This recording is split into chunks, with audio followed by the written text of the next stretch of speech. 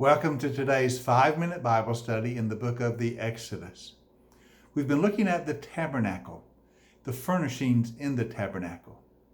Now you recall that as you move across the courtyard of the tabernacle, you pass the altar where the burnt offerings are made, and then you pass the basin of water for the ritual cleansing before ministry before the Lord. And then you come to the tent of meeting itself. As you enter the tent of meeting, you discover it is divided into 2 rooms. The first room is the holy place. Then there's a thick veil that separates from the second room, which is the most holy place. Now in the first room, the holy place, you have 3 articles of furniture. Directly across against the veil in the center is the altar of incense. On the north side is the table of the bread of presence.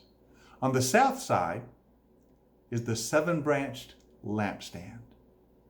In our last session, we looked at the table of the bread of presence. Today, we want to look at the lampstand, the 7-branched lampstand. We read about this in Exodus 25, verses 31 and following. The Lord said, "Make a lampstand of gold, hammer it out, base and shaft. Its flower-like cups, buds, and blossoms shall be of one piece with it. 6 branches are to extend from the sides of the lampstand, 3 on one side and 3 on the other. Then make it 7 lamps and set them on it so that they light the space in front of it. Its wick trimmers and trays are to be of pure gold. A talent of pure gold is to be used for the lampstand and all the accessories. See that you make them according to the pattern shown on the mountain." The lampstand had 7 lamps upon it. There were 6 branches, 3 on one side, 3 on the other, and the central shaft. Thus they were placed for 7 lamps. Now, sometimes we refer to this as a candelabra, but they're not really candles. These are oil lamps. And there was a special oil to be placed in the lamps to burn. The priest would tend to the lamps. Every morning, the priest would replenish the oil in the lamps. And every evening, he would light the lamps to burn all through the night. The lampstands provided light for the tent of meeting. Now, when we think about what the lampstand stands for, what it symbolizes, we understand the functional use. That is, it provided light. You go into a tent, you need some light.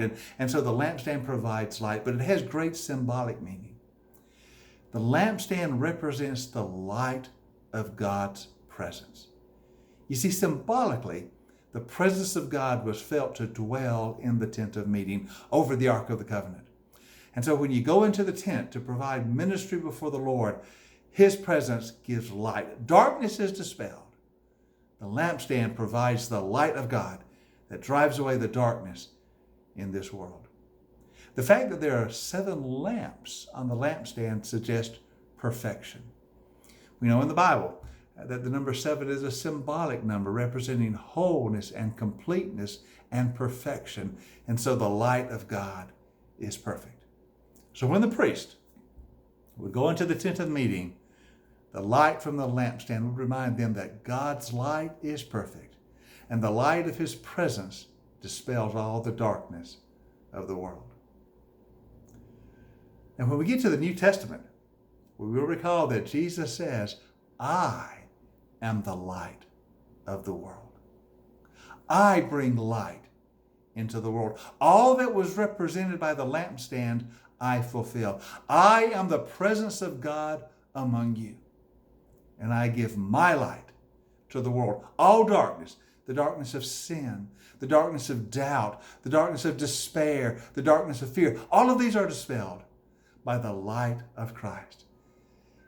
You know, the lampstand had the 7 branches, 7 lamps, the perfection of God's light. Jesus is the perfect expression of God's light to the world, for He is the image of God in human flesh.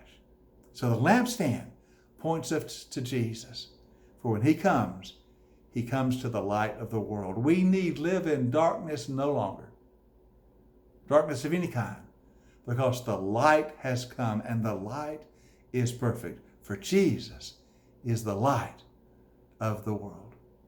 And the lampstand in the tabernacle points us to that truth and that glory.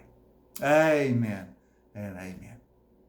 I hope you have a great day today, and I'll see you next time in our 5-minute Bible study in the book of the Exodus.